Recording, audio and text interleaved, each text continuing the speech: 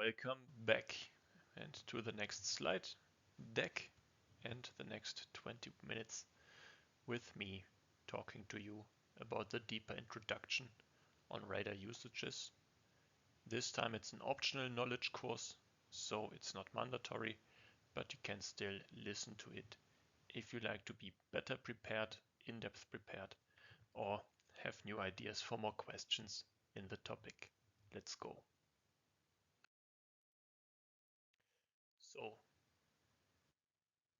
the first slide deck or the first training was the basic understanding, bringing for the first time the use case in the sky and aviation to you. Remember, in this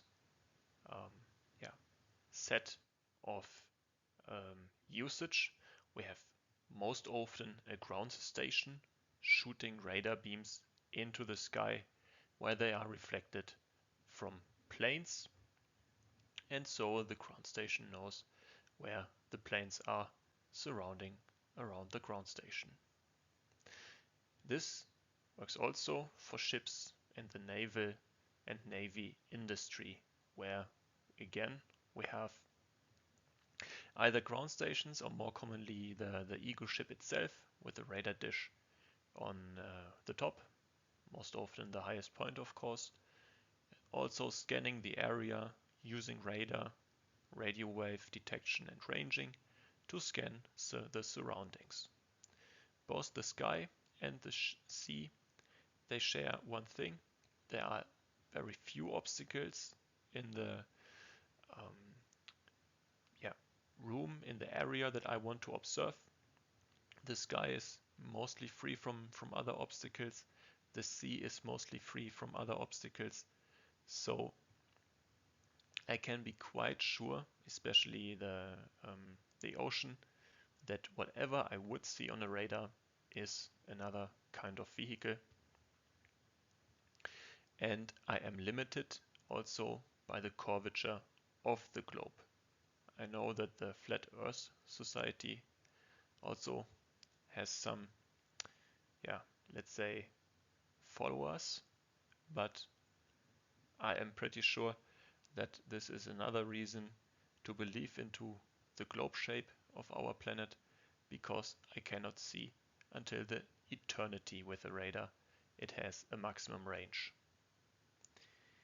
This is, however, completely obsolete when I go into the road and automotive use case of radar, because here I am never limited by the curvature of the globe, but simply by obstacles left and right from the road, like buildings, trees, and comparable just environmental effects.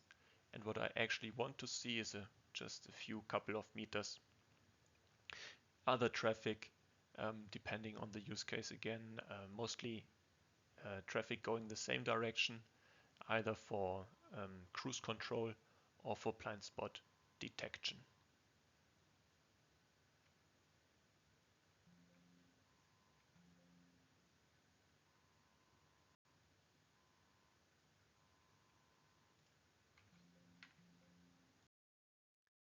Now let's go back to mining, and especially here what we can adapt.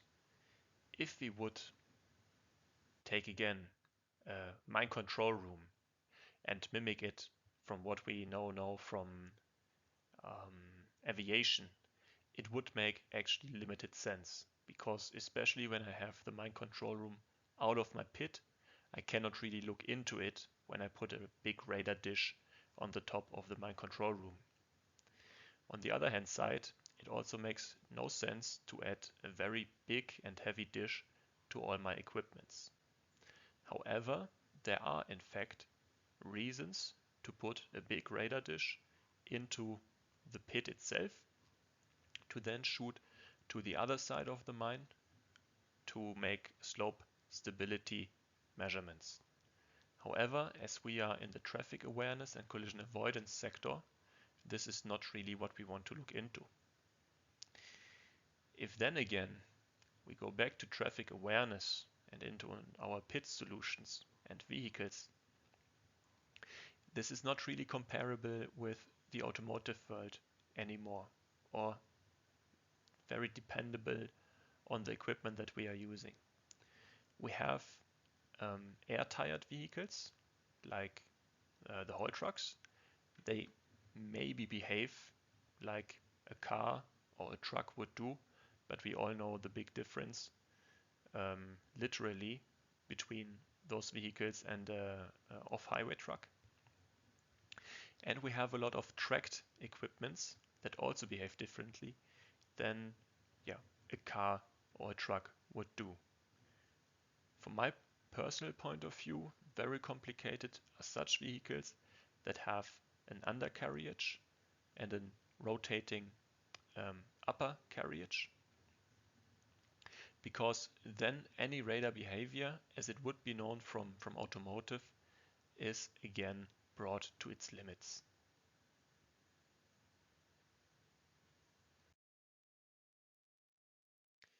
On this slide here, I just threw into some radar sensors and some pictures linked to them. It should be quite easily for everybody to find the linkage,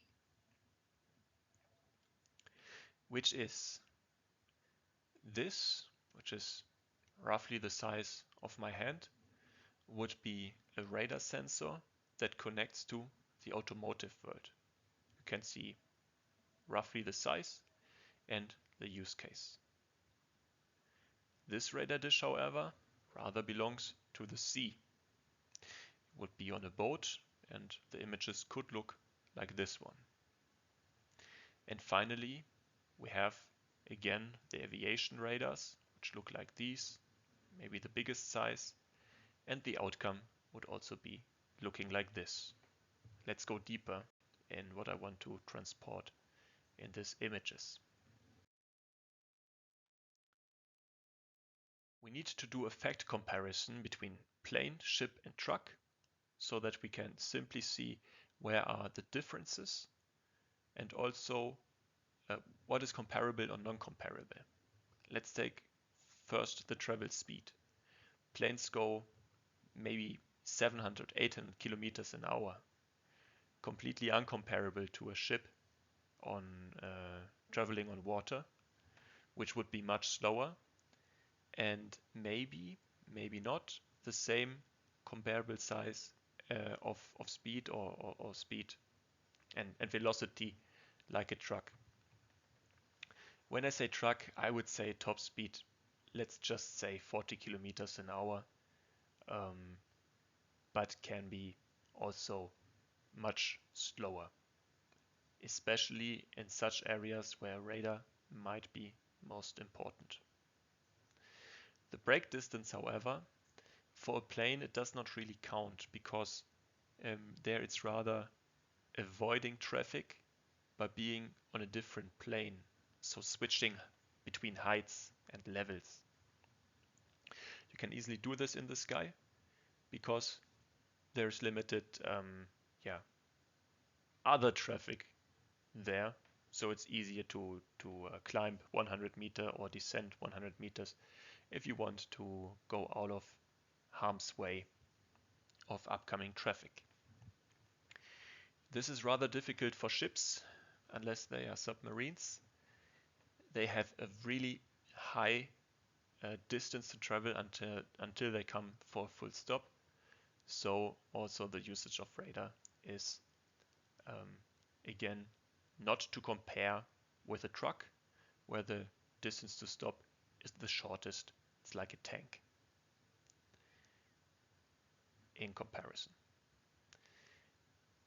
The amount of reflecting surroundings in the sky is very limited because there is barely anything that will reflect radar waves that are not linked to vehicles in the sky. Of course, you can say, okay, it might be planes, might be a balloon, could be a helicopter, maybe a really fat bird, maybe even mountains. But then you would also know this reflections very simple in your like results. Let's be easy and say anything that reflects in the sky might be a plane. For the ships, it's also very few reflecting surroundings, especially on the ocean. Again, a little bit different in river naval approaches. But in the ocean, you can also say mostly everything that travels on the surface of the water in the ocean will be another ship and not a fat whale or something like that. In trucks and mining, this is completely obsolete again, because we have so many surrounding reflections, because we dig ourselves into the ground, we are surrounded by rock, and there is so much to see and reflect radio waves around us that there is a high noise ratio. A complete other topic is the crew size. In both planes and even more in ships, you have many people operating this equipment. So you have also the ability to appoint tasks to single people of your crew. So especially in ships, maybe you want to appoint a person only for viewing radar data. And this is completely not the case in the operation of a mining truck, where the operator is supposed to operate the machine and has simply no time to constantly review radar information on a small computer. Coming to the close of the fact comparison, is a 360-degree view needed in a plane? Yes, absolutely. Especially the ground station needs to have 360 degree of view around the ground station to really cover a big area, know where planes are going, that are, because of their high velocity, necessary to plan in their direction, in their heading, in their height. Same accounts for ships. I need to know what is behind me. A much faster ship can overtake. I need to know what's coming from the left, what's coming from the right, and so on. For the trucks, a 360 degree view is, in my personal opinion, never really necessary, because a truck is moving differently compared to planes and ships, and the stopping distance being so short, it makes it completely fair to only cover the areas of a truck where the truck can actually be within the next, let's say, 10 or 12 seconds, again depending on rules of highest speed, stopping distance, and what is the minimum reaction time and distance to be traveled if something unexpected occurs, detected and ranged by the radar system. The next comparison point is, must the radar be built in the vehicle itself? For planes, we already discussed it. In this use cases, we are looking rather into this ground station radars. So they are usually not built into the plane. However, there are planes with a radar dish built on them. In a ship, of course, the radar is built in the vehicle itself.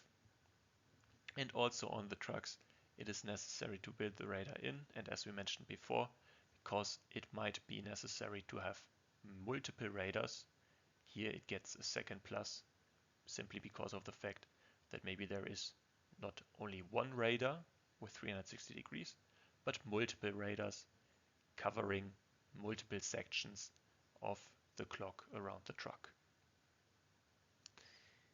We are closing with a short smile. Is a radar operator needed? In the planes, this task is outsourced.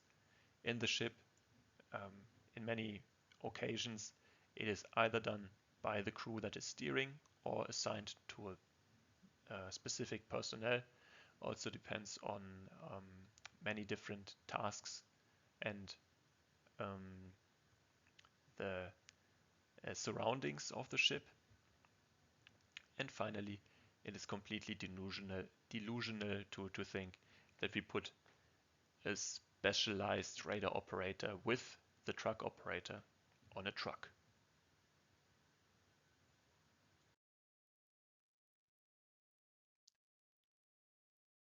So, what we just discussed, most important things, one slide. In air and sea, we have long distance, kilometer range. In mine and road, only short distance, meters of range. Air and sea, 360 degrees. Mine and road, only specific area. Let's put this in the context of collision avoidance systems again. In air and sea, we want to create an overview for planning the traffic path, for planning the equipments, where they are going, where they are crossing, where passes are crossing, and to make sure from a long time approach that these paths cross only when the vehicles are in a big difference, in big um, uh, distance to each other.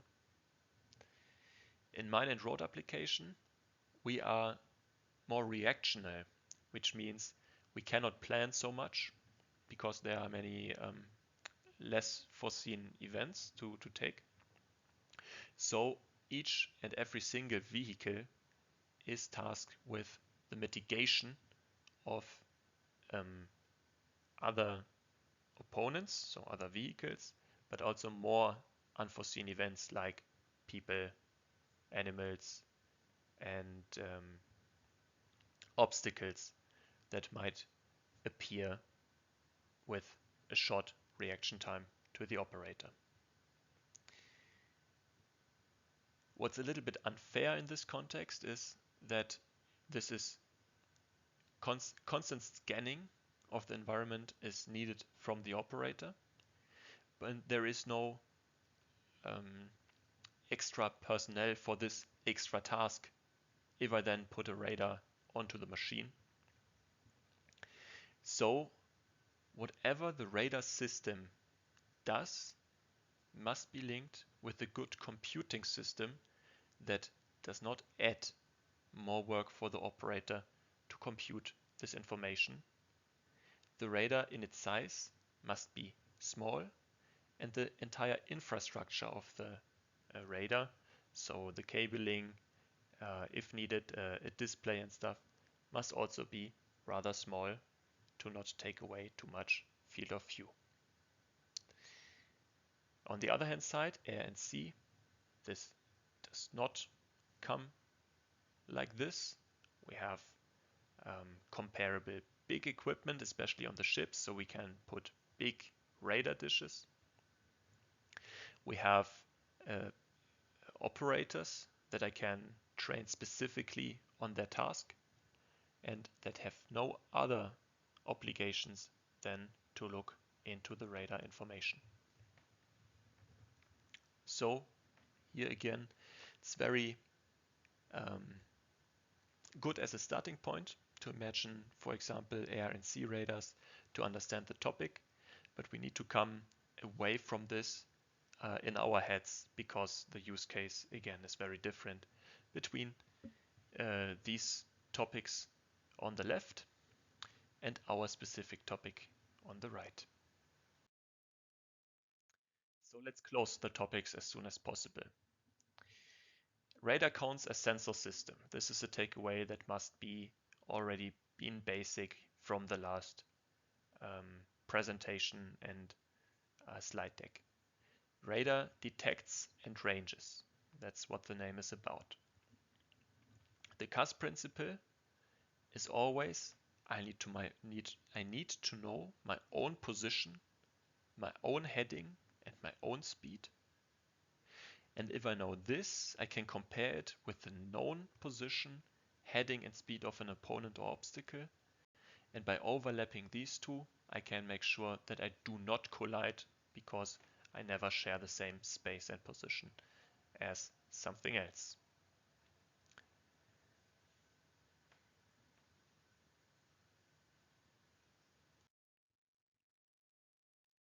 to close the topic of aviation, we go through the ground station again. This is nothing we see in mining in the context of collision avoidance. And we also don't see any traffic vehicle in the mine with a radar dish, a big radar dish on the top to detect threats within the mine or start some rockets to shoot down intruders. That's not the case in the mines I've been to. The general purpose in aviation is to detect fast-moving obstacles, and repetition again, everything that I detect tends to be an aviation vehicle.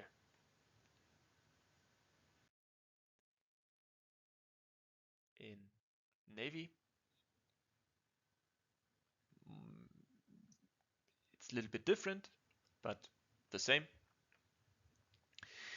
Ego equipment detects other ships in the surrounding. Everything that reflects is supposed to be another ship where I need to know the course and the heading. And the general purpose again is that in my travel path, which is given for a long time because it's difficult for the ship to slow down and stop completely, I make sure that there is no shared conflict of space with the other ships. There can be more crowded places like the harbors where the radar is more important to face in a certain direction because all of the ships line up. And then there are, again, environments, of the open sea where this is different.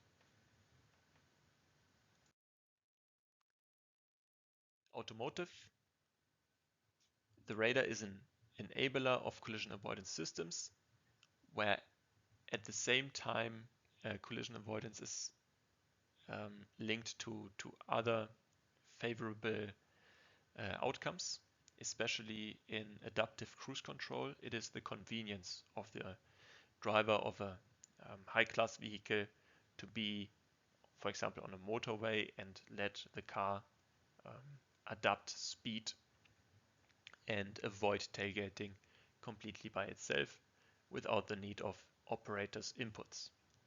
If this is something that comes to mining in shorthand side or is the first intention of mines to give operators of heavy mining machinery an adaptive cruise control, is open to discussion.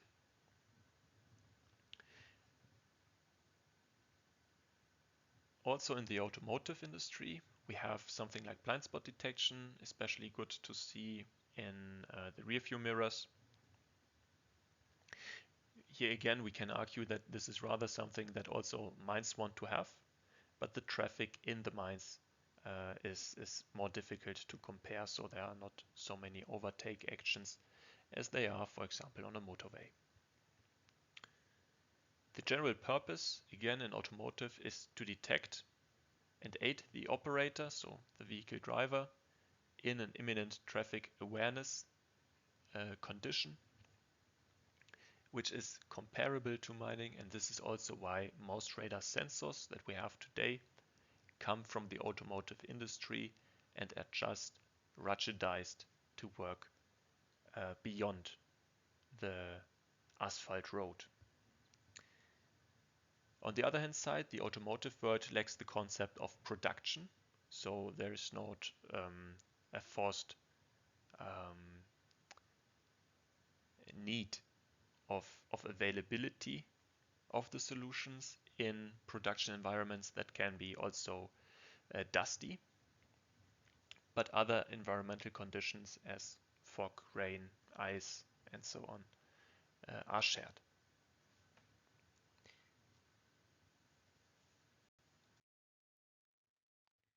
Last and final slide. Planes, they move in a 3D plane. They are supervised from ground stations. This is not what we have in mining. Navy, 2D plane, doesn't go higher, doesn't go lower.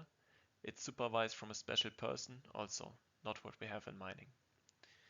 Truck and operator with a human brain. The radar needs to see the line of travel, forward if I move in forward, reverse when I move in reverse. That's self-explanatory. If the radar information as a sensor system displays other vehicles around the machine, and around then means in front or behind, this would be called level 7, so traffic awareness. If it beeps, if it detects a collision course, it would be called level 8. And if it introduces an automatic stop command, in example, if there is a collision imminent, this would be called level 9, but these level classifications are explained in another slide deck. Finally, if at some point we want to talk about truck and autonomy, another task needs to be computed, which is right now always done by the operator as a person, which is the path planning, including how do I get from A to B and what is on the road. If there is a big block, today an operator would see it and would plan a path around it. But it can also be how do I come from point A to point B and where is the drivable area today, and yeah, just getting there based on additional radar aided information. Last but not least, environment conditions as fog, dust, rain. Today the operator sees these conditions and acts accordingly. As soon as we take away the operator from the machine, this is also something that a radar aided system could help in detection or sense in the world perception context. Thank you very much. With this, we close. Overshot. I excuse for that. And thank you for your participation. I thank you for your participation. And if questions arise, always let the responsible training personnel know, or go to the channels that you know, YouTube, Instagram, Facebook, to comment on the slides. Thank you very much.